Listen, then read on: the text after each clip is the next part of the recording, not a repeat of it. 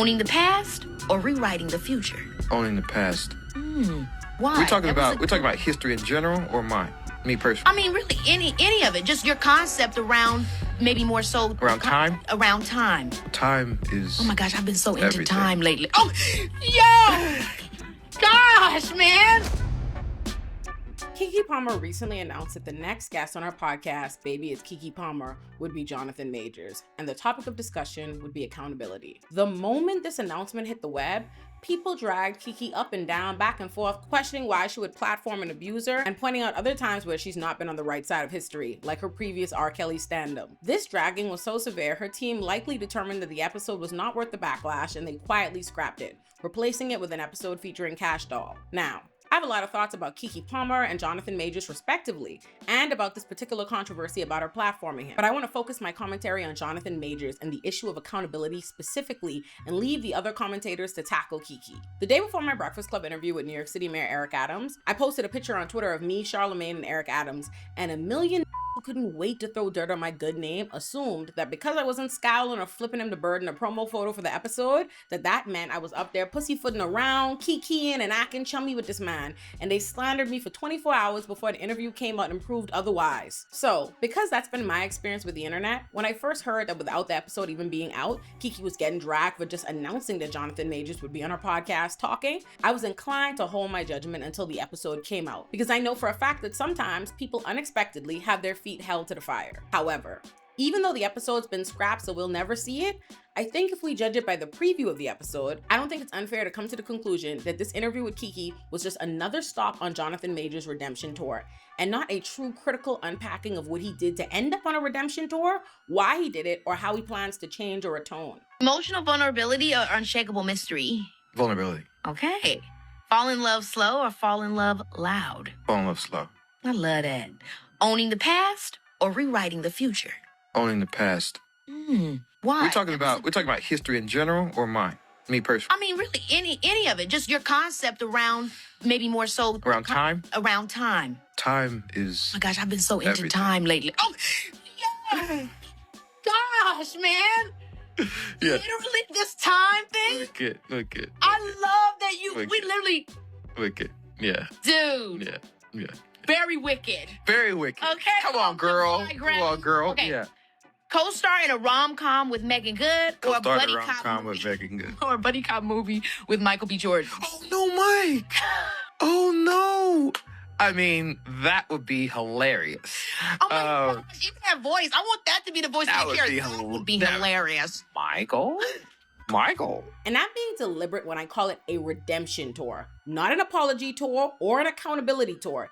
It is a redemption tour. Redemption meaning the act of regaining possession of something. Jonathan Majors is trying to regain the fame and opportunities that had just begun rolling in for him and that came to an abrupt halt when he was arrested for abusing his then girlfriend, Grace Jabari. I plan to do a much deeper dive into Jonathan Majors' case, both in criminal court and the court of public opinion on my main channel, Illuminati, because I think it provides us an opportunity to explore many different important topics. So I'm not going to go too deep here. What I want to focus on is accountability, since that was the stated focus of Keke and Jonathan's conversation. Now, let me start by saying I am a criminal defense attorney and an abolitionist. I practiced as a public defender for years in New York City. So I am someone who thinks we should be critical of the criminal system, that we should believe in the presumption of innocence, that we should have a healthy skepticism of early headlines and police narratives when anyone, but especially Black men, are accused of a crime. I believe in accountability and I believe in restorative justice, which I know the average person associates with the criminal system, but I believe the criminal system often stands in the way of true accountability or restorative justice. And in the spirit of those beliefs,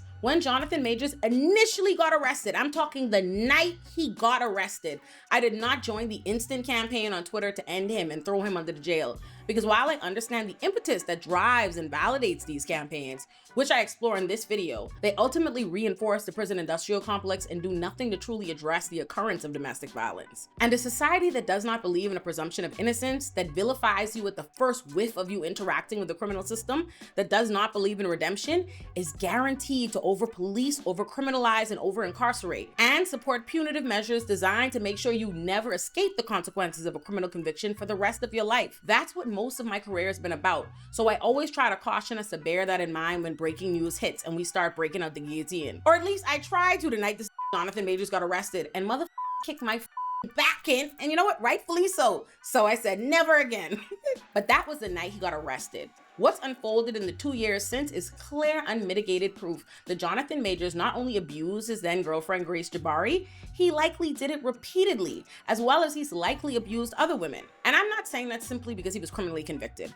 I'm saying that because there are multiple audio notes and text messages where Jonathan Majors outright, explicitly talks about abusing Grace, often in the same breath still victimizing himself, which speaks to the greatest problem here and what we need to get back to.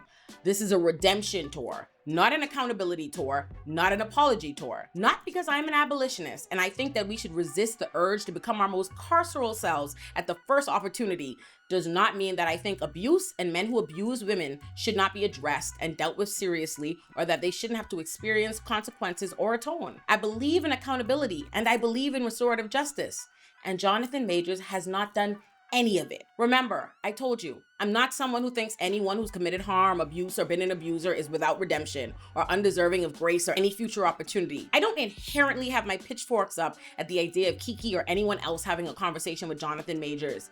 It's about what that conversation is designed to do. I don't have a problem with a conversation aimed at accountability. I have a problem with a conversation aimed at redemption for someone who has taken no accountability. And what the interviews Jonathan Majors has been doing, what the Perseverance Award that Jason Lee gave him, what his truly puzzling fake relationship with Megan Good are all aimed at is redemption. Jonathan Majors is framed as the victim in every interview we see, even in his speech for that award. American folks want to know about, this last year as a black man in the criminal justice system. I felt anger, I felt sadness, hurt, surprise. When they snatched me up out of my apartment in handcuffs, I didn't feel like all that. I didn't feel like Jonathan Majors, Mr. Creed, Mr. Kane. No, I felt like a little scared, weak boy. Despite the support and the evidence that was in my favor, I knew she was bad. And it was bad because who I was and what I am. And this is what happens to black people all too often. What is accountability? Because that's not accountability. That's a lie. We're going to have differences of opinion as to what is adequate to atone for harm you've caused. We may even disagree about whether it's even possible to atone for certain kinds of harm. But I think we can probably agree that the bare minimum necessary to take accountability is to own what you did. Now listen, again, I'm a defense attorney. So it would not have been my position that Jonathan Majors or most anyone plead guilty or admit to what they've done in the middle of an open case, even if they did what they're being accused of doing, due to the disproportionate ramifications of the criminal system, which is just one of the many reasons why I said earlier that I believe the criminal system actually stands in the way of taking accountability. And listen, I have a lot of very specific legal thoughts about the mishandling of Jonathan Majors' case as someone who practiced as a criminal defense attorney for years in New York City where he was arrested, but I'll save them for my deeper dive. My point here is that while he may not have been able to take accountability in the form of admitting what he did when his case was ongoing, he's now been convicted and settled the civil suit Grace filed against him. He can certainly take accountability for what he's not only been convicted of, but what we have heard him admit to doing and read his text messages admitting to do it, especially if he insists on going on an accountability tour. I never wrestled with a woman before. And it's just, I've never I aggressively, like... You strangled me and pushed me against the car. All those things are under aggressive. Yeah. That's never happened to me. So I'm... Because I said something sarcastically, if in your eyes. Clearly it's more than that. Yeah. Clearly something inside of you. Yeah, towards you. And this is how he responded to the leaked audio of him admitting to abusing Grace. When something like this comes out during the week of your film's release, how did that make you feel? I was so grateful that I had done my work and am continuing to do my work.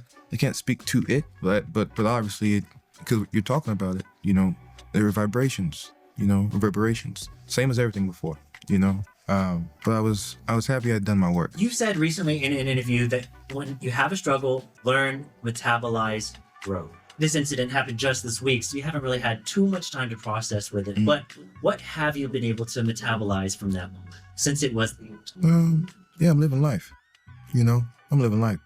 I'm surrounded by loved ones and family and you guys. I'm living life. Didn't need to be metabolized. Where is the accountability? There's a lot to be unpacked, analyzed, and discussed about the character that Jonathan Majors has been playing since he got arrested. Woo! I'm a little nervous. I'm ready. And I'm happy to be here. And I mean here. Like, standing. And yes, it's a character. No matter how you feel about the man, good, bad, whatever have you, it is an undeniable fact that prior to his arrest, black media is not where he predominantly kicked it. White women are who he kicked it with, and absolutely nothing has been convincing about the performance he's been putting on for black people and the relationship with Megan Good he acquired in order to sell us on it and to hype up the people willing to dismiss his abuse as a consequence of white women trying to tear down a good black man whose only mistake was messing with them white girls. I love you. I love you beyond all limit. With all my strength, with all my heart, I love you. I'm supposed to be this tough and strong when you done carried me so many nights. I love you. Through the fire. Everything we've seen from Jonathan Majors since his arrest has been designed to paint himself as the rightfully angry, sad black man who's had his career destroyed for something he did not do because the criminal system railroads innocent black men. And the criminal system does do that, but Jonathan Majors is not an example of that. And I think it's unconscionable for him to tap into that reality, that trauma, and our sensitivity to it as a community for his own gain. They gave him the Perseverance Award, and he got up on stage and made a show of thanking God for the fact that he's still standing. Because all of that is designed not just to play on black people's susceptibility to religion, but to the idea that he's weathering a storm. He's persevering through an injustice done to him as a black man. If Jonathan Majors was getting on these platforms and saying, this is what I did, this is why it's wrong, these are the consequences I'm dealing with, this is how I'm trying to do better, this is how I'm struggling to do better, and figure my shit out, that would be accountability at its bare minimum. And I could respect that. Maybe not everybody could, but I could. Although, if we truly had any interest in knowing what accountability or restorative justice could look like for Jonathan Majors, we wouldn't even be interviewing him. We'd probably be interviewing Grace, the person most qualified to determine what accountability for abusing her could look like, what restorative justice might look like for her. So, the problem I have with Keke, Sherry Shepherd, Iyanla Vanzant, and every other stop Jonathan Majors has made on his redemption tour is not because I don't think there's ever a reason to speak to someone who's been an abuser or because I'm against accountability. It's because they have no interest in accountability. It's actually a total bastardization of the word at this point. The problem is that too many people say they want accountability and to get to a place of restorative justice, but what they really mean is they want to entirely bypass those things and go straight to the end, where they can forgive and embrace an abuser who hasn't done the work, who hasn't said sorry, who cannot possibly have said sorry or taken accountability for the thing we know they did, but they're still denying they did. Hey everybody, quick little announcement. Your girl was nominated for a Webby Award, okay? They nominated me in social impact for all of my work on Olay and the Olay-verse, and I would love it if you voted for me. I have the link in the description below, so if you could just drop what you're doing right quick and vote for your girl, I would appreciate that.